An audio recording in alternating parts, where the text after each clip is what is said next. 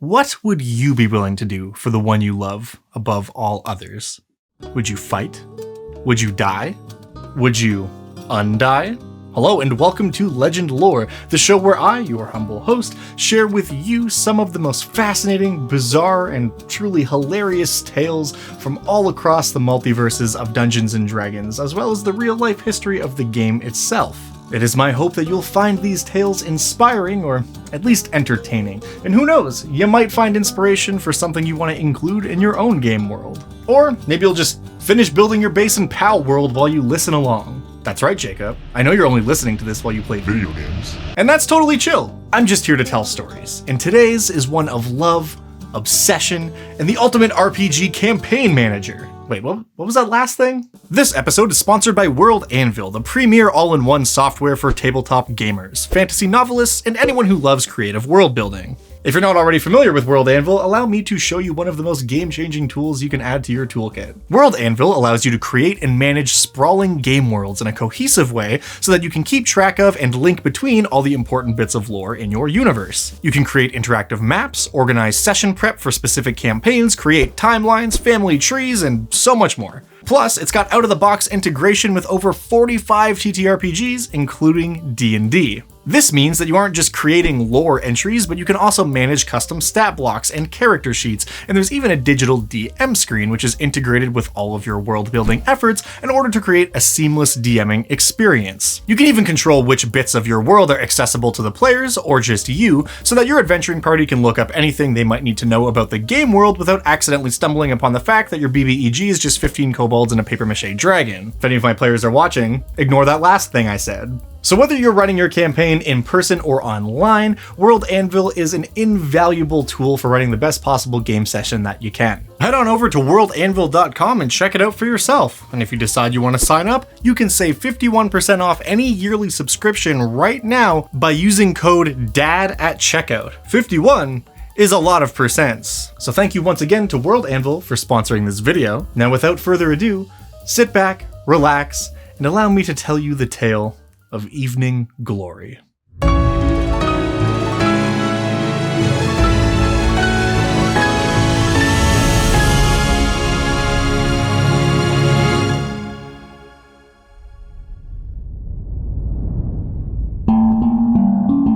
Known to some as the Deathless Beauty, to others as the Eternal Lover, she is most commonly referred to by her proper title, Evening Glory. Evening Glory is a lesser deity who first appeared in Libris Mortis, the Book of Undead, for 3rd edition D&D. She appears as a beautiful, flawless woman with ice-white skin and platinum-white hair. Her eyes, as well as her fingernails, are soft blue, and she is typically depicted clad in an elegant backless gown. She also has 2 telltale marks that identify her without fail. Her hands are both pierced by a perfectly symmetrical heart-shaped hole that goes from the palm of her hand to its back. This heart-shaped gap in her hands also serves as her holy symbol, where it is often depicted surrounded by moonflowers. And despite her uncanny appearance, she's definitely not what most people expect when they hear undead god. Unlike basically every other undead deity, with a few notable exceptions, Evening Glory is not of the evil alignment. And I find that really fascinating. So often, the gods of undeath are evil to a point. After all, it's not exactly good guy behavior to mess around with the eternal souls of the living, often trapping them in grotesque perversions of what they were in life, as most undead gods are wont to do. But what makes Evening Glory truly different are her motivations. She is not fueled by some kind of grand ambition, power, or any other simple thing that moves most divine beings to action. The thing that lies at the core of everything Evening Glory pursues is love. Her teachings say that love and desire are the utmost important things in life, and that love should never be allowed to fail because of something silly like the end of your natural lifespan. She teaches that those who truly love one another should embrace that love beyond the pale of death and become everlasting. For in her mind, it is only through the grace of undeath that old age can be conquered as an obstacle between 2 lovers. Now that's all good and fine, but most people, no matter how much they love each other, probably don't want to spend eternity trapped in the body of a rotting corpse. Zombies aren't exactly known for their good looks after all. And this is where the other domain of Evening Glory comes in, that of beauty. What she offers isn't merely everlasting unlife, but preservation. She puts forth a form of undeath that allows one to maintain their faculties and preserve themselves as they are, though you might end up a bit pale and cold to the touch. For this reason, her followers often don't wait until they're old and gray to become undead. They undergo a ritual as young as possible once they reach adulthood. After all, if you're going to pursue undeath anyways, and you already know that, why not do it when your body is young and strong? As a lesser deity, she often conducts these rituals of undeath herself in a sort of profane marriage that involves the two lovers drinking poison, which kills them instantly, allowing themselves to be raised as a special sort of preserved undead creature. With a kiss, I die. However, those dedicated to the cause of Evening Glory who wish to become part of her clergy, she is a god after all, she has priests, become something much more peculiar. These special individuals are gifted by the goddess with lichdom. Though unlike your typical lich, they are preserved and retain their physical appearance for all time. And part of what makes this also fascinating to me is that although she is undead and all of her followers and clergy are undead, they're not out to conquer the world, but rather spread this message of love to anyone who will listen. They're not even trying to trick people into joining them for some darker purpose. They simply offer this admittedly macabre version of eternal love, and they make it very clear what they're offering. If you're not interested, that's fine with them. In fact, more often than not, followers of Evening Glory find themselves on the wrong end of a paladin's sword just for the crime of being undead. They take great lengths to hide their true nature because many would see them destroyed for perverting the natural order. And yeah, most undead creatures aren't this chill, but the followers of Evening Glory aren't conducting necromantic rituals for dastardly plots of control. She does have ritual rites, but they include writing and receiving love poems, helping lovers in need, even if they have no intent on becoming undead, and heaping praise upon their goddess for granting them an unchanging beauty frozen at its height by undeath. You're so hot.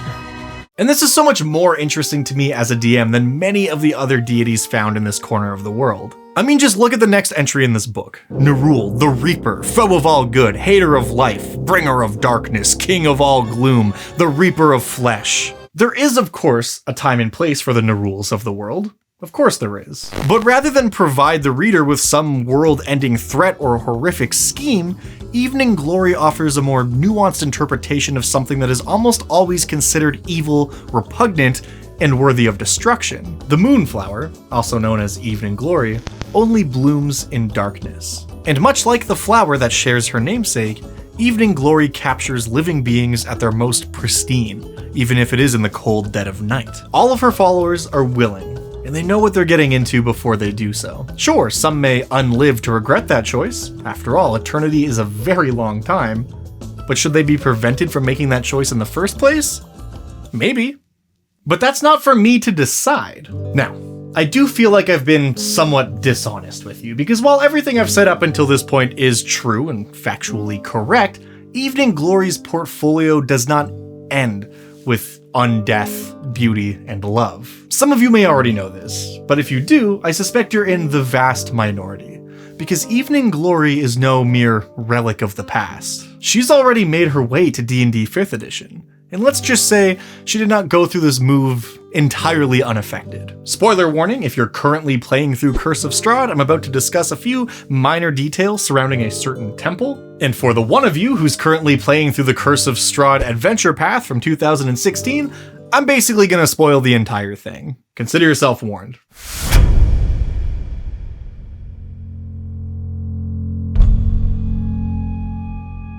In ancient Barovia, millennia ago, long before Strahd, long before the mists, long before the land was a domain of dread, a secret society of wizards constructed a mighty prison known as the Amber Temple. This temple would be used to summon and capture great forces of evil, imprisoning them each in a magical sarcophagus made of amber.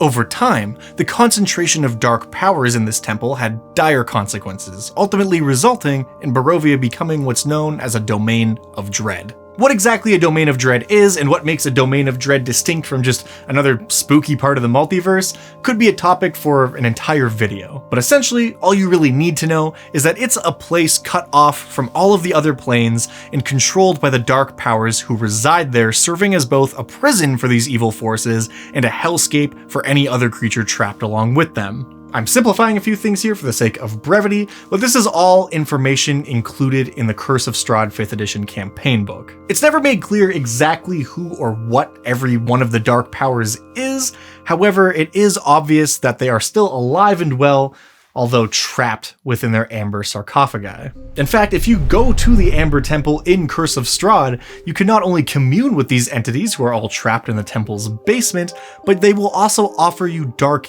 gifts, powerful boons that come at an exceptional cost. This encounter is potentially a very pivotal moment in the campaign depending on what the players decide to do. But did you know that there is a secret chamber even deeper within the Amber Temple, hidden below the place where you encounter the dark powers? If you didn't, don't feel bad. It's not detailed in the campaign book, but rather, it's hidden elsewhere, in plain sight.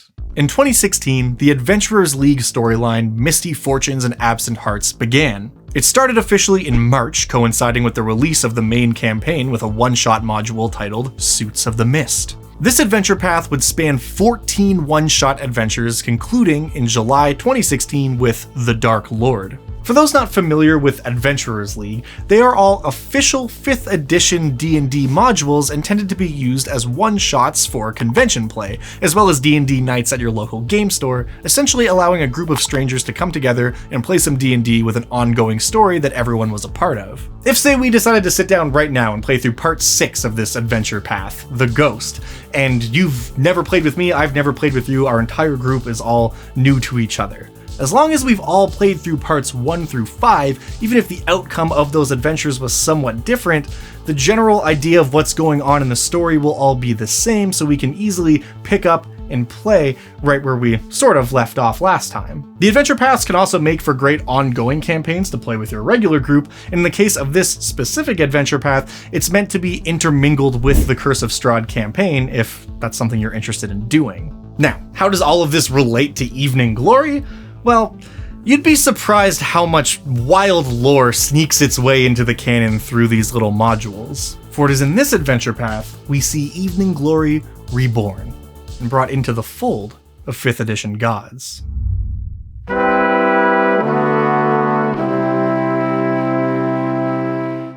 Our story begins with ESMAE Amarantha.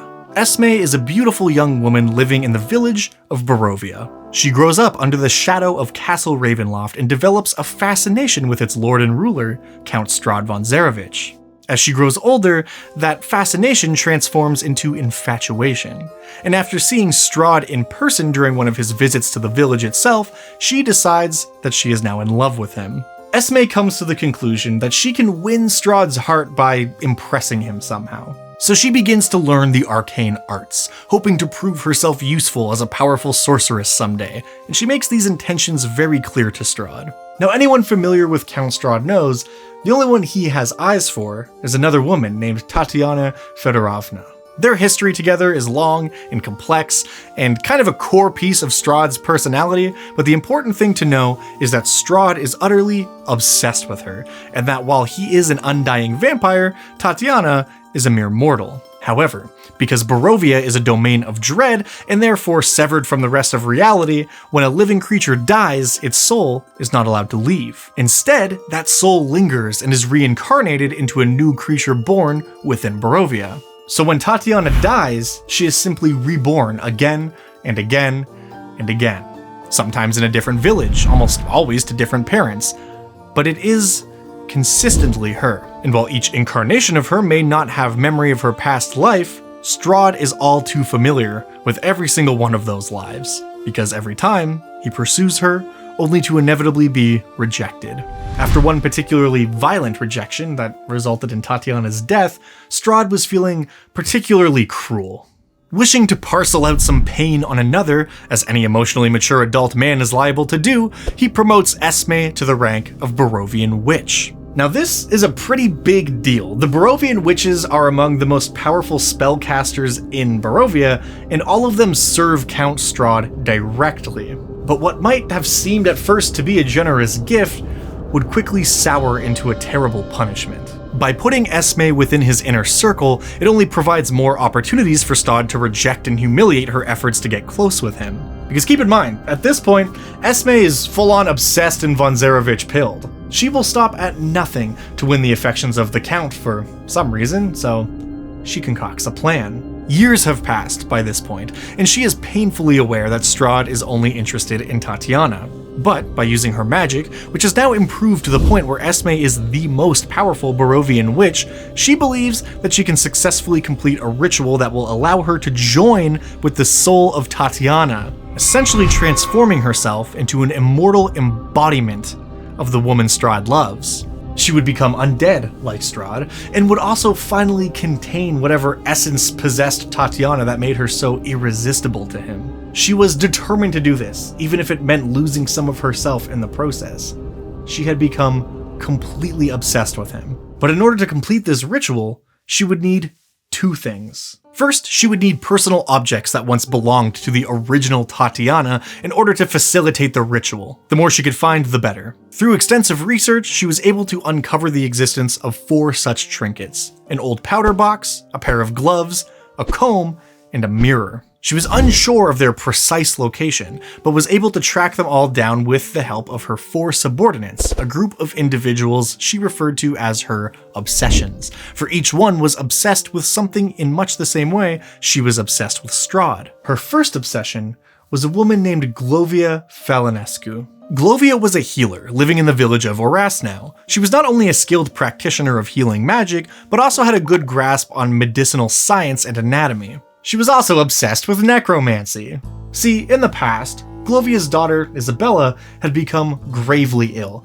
and try as she might, she was not able to cure the disease that was plaguing her young daughter. After Isabella's death, GLOVIA became mad with grief and obsessed with trying to bring her little girl back from beyond the grave. The intense grief she felt was so palpable that her daughter actually did return as a ghost, but this was not enough to assuage GLOVIA's heartache. This obsession with the return of her daughter drove GLOVIA to researching dark magic and forbidden rituals. And when her husband, Lucian, discovered this, he urged her to stop, and in response, GLOVIA murdered him and returned him to life as a flesh golem in order to make him cooperative with her quest. And this is the part of the story where ESMAE comes along, sensing the desperation within GLOVIA and sees an opportunity. She offers this grieving mother exactly what she wants, promising her a way to bring her daughter back if GLOVIA could find Tatiana's powder box. By using many undead servants, she was ultimately successful, and true to her word, ESMAE taught GLOVIA a ritual which would allow her to transplant her dead daughter's soul into the body of another little girl.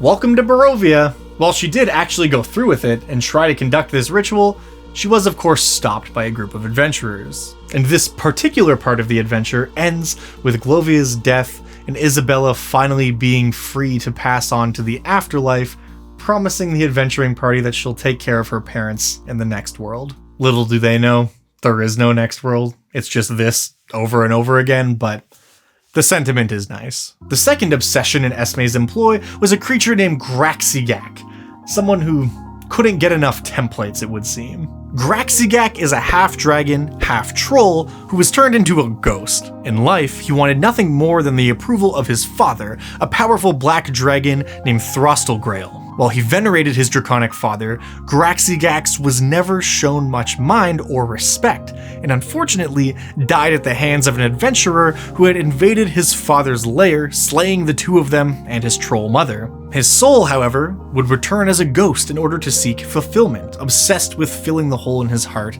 though he had no idea how to do that. ESMAE, again seeing an opportunity for manipulation, took the ghost under his wing and offered him the validation he so craved, sending him on a mission to retrieve Tatiana's gloves. What follows is a pretty convoluted series of events that is way outside the scope of this video, but essentially it boils down to him being successful in attaining the gloves, giving them to ESMAE, and going off in his own direction. Presumably he still roams Barovia somewhere, but his exact fate is unknown. However, his mission did become somewhat of a compulsion, as the half-dragon troll ghost still collects and hoards any gloves he can find. So, if you're looking for a weird NPC to have your characters come across, this is the one. ESMAE's third obsession would be a man by the name of Ivan Randovich, the Burgomeister of Orasnau. Ivan's obsession was a real simple one: money. He was in love with the idea of acquiring wealth, and as the local tyrant, he was able to skim plenty of extra gold from the town's residents in the form of overtaxation. He was tasked with finding Tatiana's silver comb, a task which he completed and was rewarded with gold in kind. He's probably the most straightforward member of our motley crew here. I'm a Wario. I'm gonna win. Lastly was OMOU, the fourth obsession. OMOU was once a human afflicted with leprosy, wandering the mists of Barovia. It's unclear exactly how, but it seems that his leprosy was cured, perhaps by the dark powers of Barovia, but not without cost. OMOU was granted potent psionic powers, and he transformed into a mongrel folk, one of the half-humanoid, half-beast hybrids found throughout Barovia. He is an extraordinarily tragic character whose obsession is twofold. See, OMOU is a very talented artist, a painter and a sculptor. His primary wish was to return to his human form that he might reflect his inner beauty externally and be freed from whatever curse seems to have both saved his life and mutated his body. His second obsession was with ESMAE herself. Much like Strahd's obsession with Tatiana and ESMAE's obsession with Strahd, OMOU is in love with ESMAE. And in much the same way that ESMAE's feelings towards Strahd have been twisted and manipulated, OMOU's feelings towards the Barovian witch have essentially been hijacked to make him do her bidding. OMOU is convinced that if he's able to prove himself by finding the silver mirror ESMAE is after, maybe then she will see his true value. So, he tracks it down, sure enough, and delivers the mirror to ESMAE along with a love poem he's written explaining how he feels. And when presented with this proclamation of love, ESMAE laughs in his face, tells him he's weak, pathetic, and he should stay far away from her. That's not even me embellishing for the sake of the story. That is verbatim what she says to him. Straight up.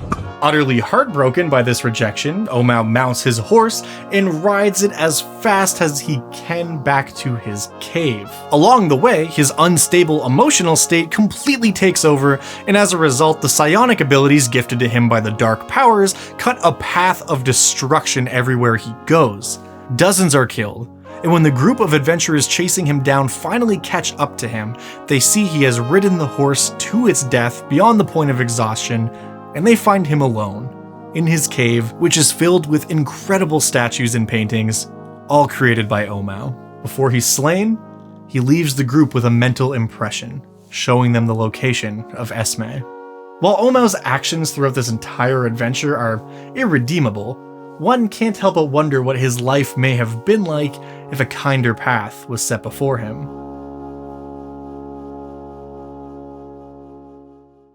But with that, ESMAE now has everything she needs to conduct the ritual, except for the raw power to do so. However, thanks in large part to Ivan, she has learned about that secret chamber in the bottom of the Amber Temple, and inside that chamber is something beyond what she could have hoped to find. Remember those wizards who constructed the Amber Temple millennia ago? Well, once the dark powers took hold, they all became trapped within that temple. However, they were not content to simply roll over and die. They were still there. They could still do something. So making the best of this awful situation, the wizards all band together and decide they will do their utmost, make it their life's mission to stop these dark powers from escaping. If they couldn't leave the temple, they could at least ensure their tomb would be the eternal prison of the evil forces they sought to contain. I'm not locked in here with you. You're locked in here with me! By placing innumerable wards and enchantments on the sarcophagi, they were able to block out the influence of all these dark powers.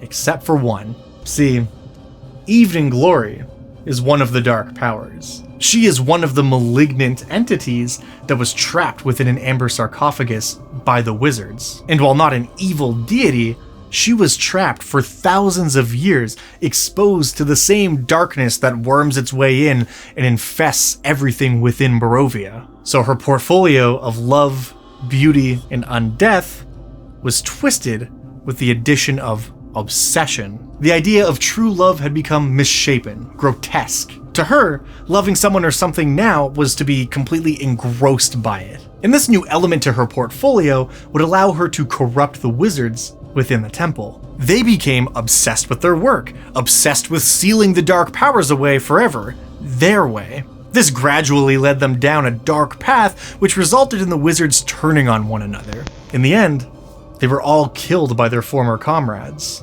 But death was not the end.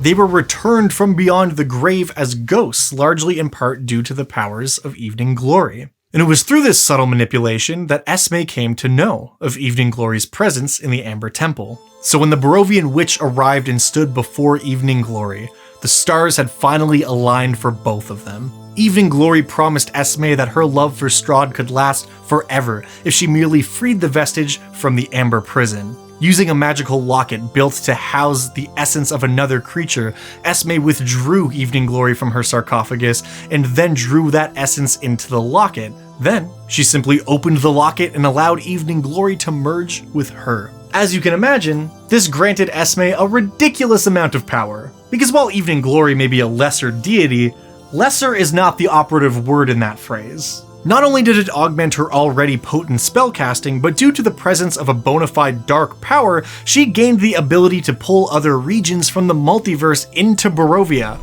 permanently, merging them and expanding the domain of Dread. Knowing that Strahd would find this unique ability very useful, she set off to conduct the final part of her plan. In the snowy ruin of Boss Zorkin Keep, in the heart of ESMAE's lair, she begins to conduct the ritual. She places the 4 objects at the edges of a summoning circle and starts the incantation.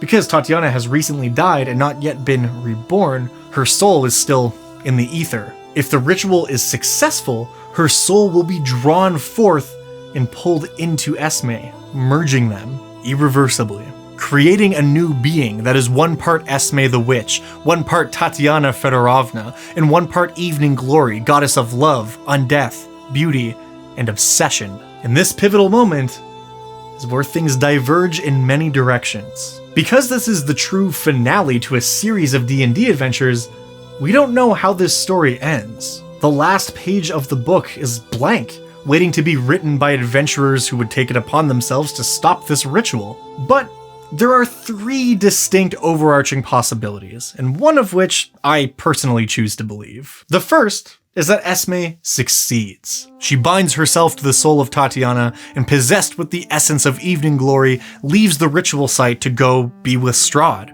Strahd's reaction to this turn of events are tough to predict, but whether ESMAE is finally embraced or if Strahd more than likely simply uses her to his own ends while being really mad about the whole thing, this is truly a world-changing state of affairs. In this scenario, Evening Glory has essentially been reborn into 5th edition as a darker, more malignant version of herself, possessing the body of an extremely powerful witch, capable of slowly dragging the entire material plane into a domain of dread. And that's terrifying.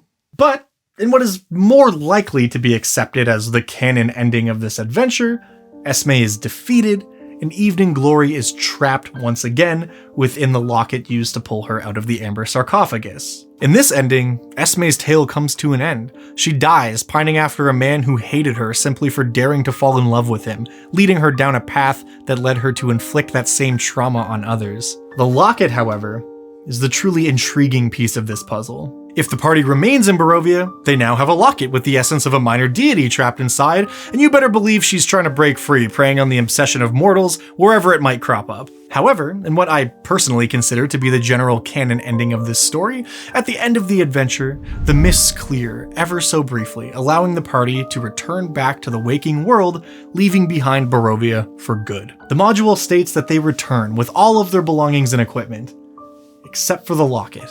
Where it went?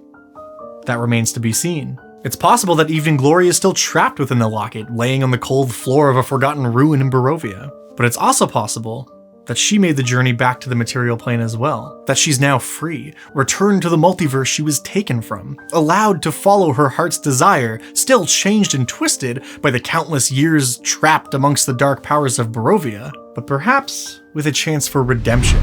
Maybe someday, someone will find a way to break the chains of obsession that now bind her. Maybe she can once again be known as the Eternal Lover, a god who sought to help mortals seek their true love even beyond death itself. The goddess whose only demand of her followers was a poem recited for the one they adore.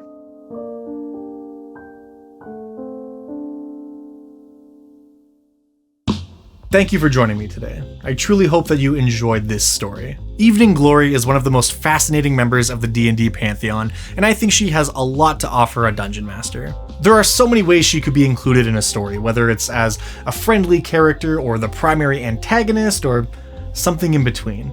But whatever the case, I look forward to reading the comments about how you would use this fantastic character to tell stories of your own. I also just want to stress that there are a bunch of details I had to leave out of the entire story of this module because I didn't want this video to be 4 hours long. The purpose of this video was primarily to focus on Evening Glory, so naturally, I didn't have time to talk about everything. But if your interest is even remotely piqued by this story, I highly encourage you to check out the module for yourself, or the group of modules, the whole adventure path. I think it's a really cool hidden gem that not many people know about.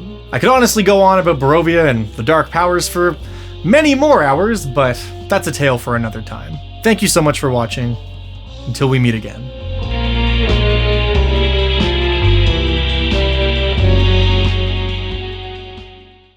I wonder if Evening Glory has some sort of secret connection with the Morning Lord. Maybe they're secret lovers. After all, look at them. Hard to blame a gal.